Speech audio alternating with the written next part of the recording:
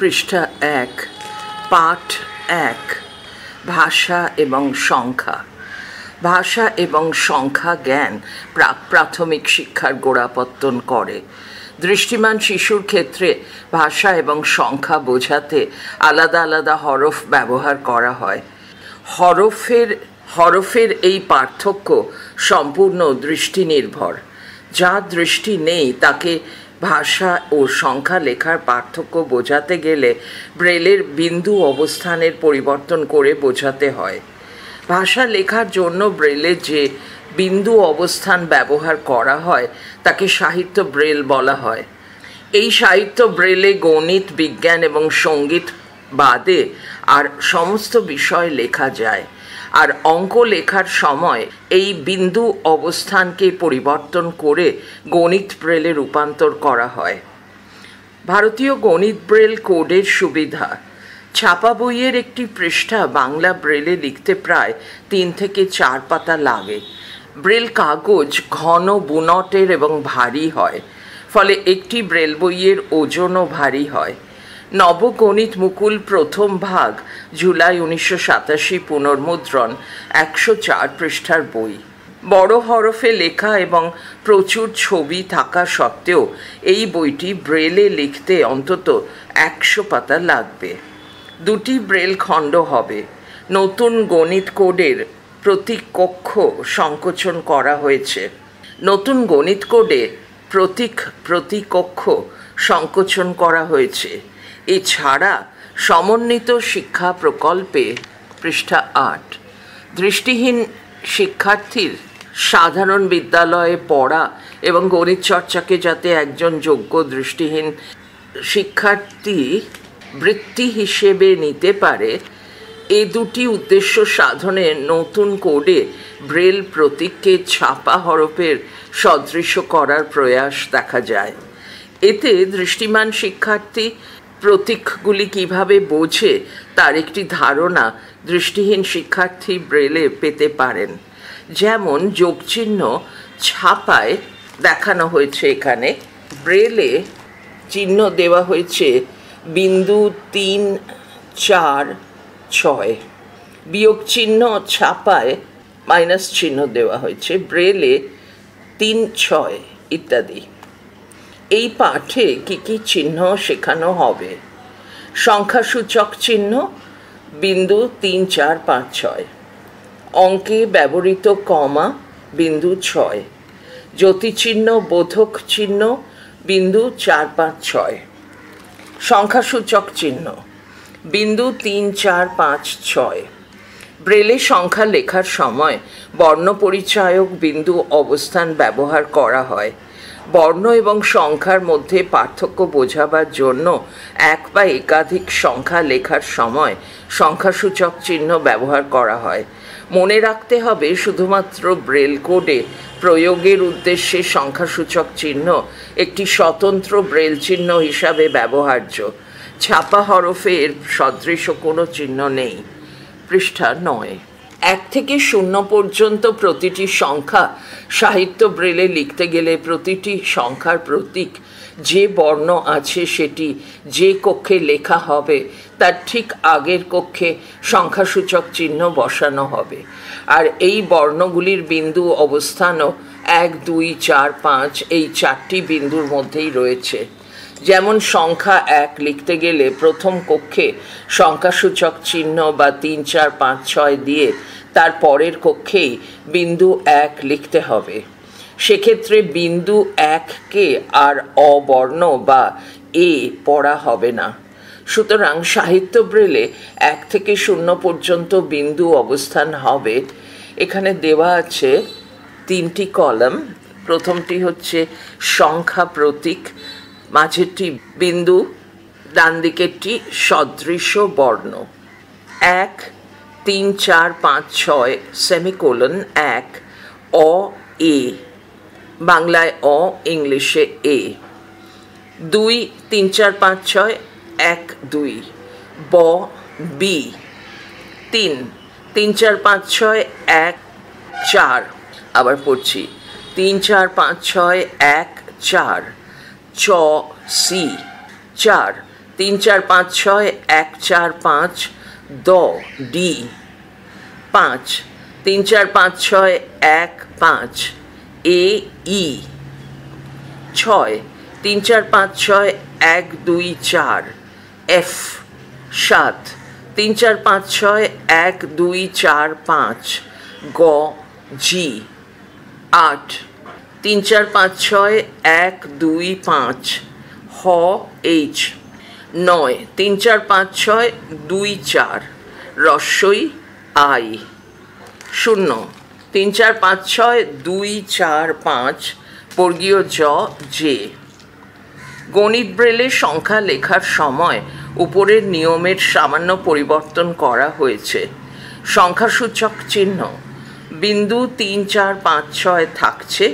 প্রতীক লেখার সময় বিন্দু 2 3 5 6 ব্যবহার করা হচ্ছে। অর্থাৎ গণিত ব্রেলে 1 লিখতে গেলে 3 4 5 6 লিখে তার পরের কক্ষে বিন্দু 2 লিখতে হবে। সংখ্যাগুলির গণিত ব্রেল রূপ দেখানো হলো। পৃষ্ঠা 10। প্রতীক বিন্দু সাহিত্য বর্ণমালার পরিচিত রূপ।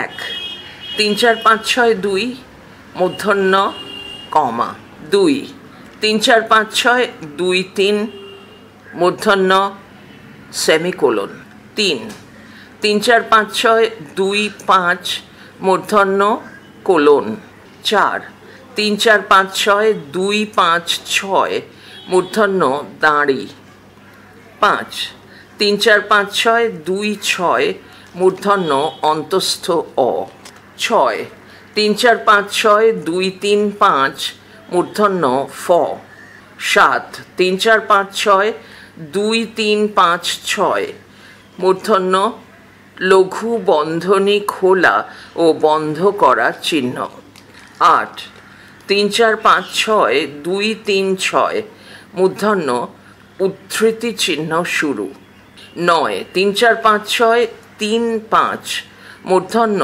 তারকা চিহ্ন 0 3 4 5 6 3 5 6 মূর্ধন্য উদ্ধৃতি চিহ্ন শেষ।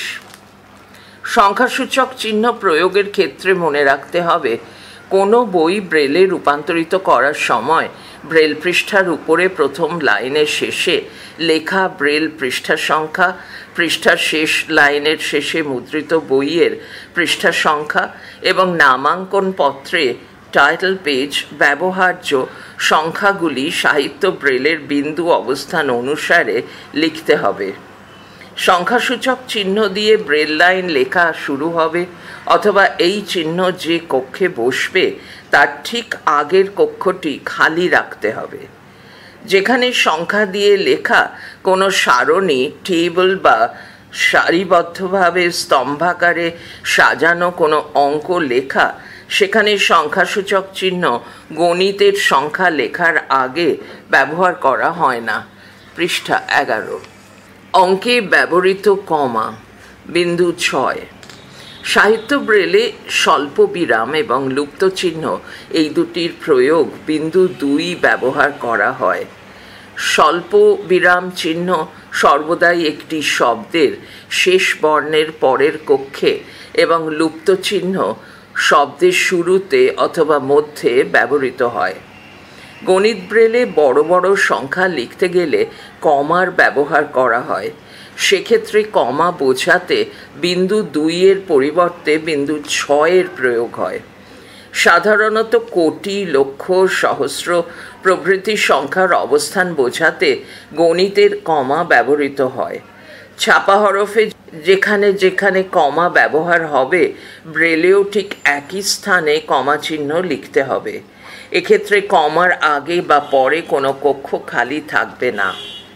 64,067 64,067 ব্রেলে লিখতে গেলে নিম্নরূপ হবে: সংখ্যাসূচক চিহ্ন প্লাস চিহ্ন 6 প্লাস চিহ্ন 4 প্লাস চিহ্ন বিন্দু 3, না এটা হবে বিন্দু 6 কমা প্লাস 0 প্লাস 6 প্লাস 7 এখানে প্লাস বোঝাতে আমি প্লাস চিহ্ন বোঝাচ্ছি না, পরপর যুক্ত চিহ্নটা বোঝানো হচ্ছে। ব্রেলে বড় সংখ্যা লিখতে গেলে অনেক সময় একটি ব্রেল লাইনে স্থান সংকুলান হয় না। সেক্ষেত্রে সংখ্যাটি লেখার আগে যে কোনো একটি কমা চিহ্ন পর্যন্ত লিখতে কয়টি কক্ষ লাগছে তা আগে গুণে নিতে হবে। তারপর কমা চিহ্ন দিয়ে ও যোজক চিহ্ন বা হাইফেন লিখে ব্রেল লাইন শেষ করতে হবে। নতুন ব্রেল লাইনে আবার সংখ্যা চিহ্ন দিয়ে বাকি অংশটি লিখতে হবে। 6,84,532 সংখ্যাসূচক চিহ্ন 6.53.6 হাইফেন। সংখ্যাসূচক চিহ্ন 84.6532 পৃষ্ঠা 12। জ্যোতিচিহ্ন বোধক চিহ্ন বিন্দু 456। গণিত ব্রেলে ব্রেল কক্ষের নিচে দুটি লাইনের অর্থাৎ বিন্দু 2, 3, 5, 6 এর সাহায্যে সংখ্যা লেখা হচ্ছে এবং জ্যোতিচিহ্ন বোঝাতেও ব্রেলে এই একই বিন্দু ব্যবহৃত হয়। উভয়ের পার্থক্য নির্দেশ করার জন্য গণিত ব্রেলে জ্যোতিচিহ্ন ব্যবহারের আগে বিন্দু 4, 5, 6 ব্যবহার করে একটি স্বতন্ত্র ব্রেল চিহ্ন প্রয়োগ করা হচ্ছে। বিন্দু 4, 5, 6 ব্রেল পাঠককে জানাচ্ছে যে এরপরে যদি নিচের লাইনের বিন্দু অবস্থান থাকে তাহলে সেটি সংখ্যা না বুঝিয়ে জ্যোতিচিহ্ন বোঝাবে। ছাপা হরফে বিন্দু 4, 5, 6 সদৃশ্য কোনো চিহ্ন নেই। উদ্ধৃতি চিহ্ন 3, উদ্ধৃতি চিহ্ন শেষ। উদ্ধৃতি শুরু, সংখ্যাসূচক চিহ্ন 3, বিন্দু 4, 5, 6, উদ্ধৃতি শেষ। 120 দাঁড়ি, সংখ্যাসূচক চিহ্ন 1, 2, 0, বিন্দু 4, 5, 6 দাঁড়ি। পড়া চলছে পরের ফাইলে।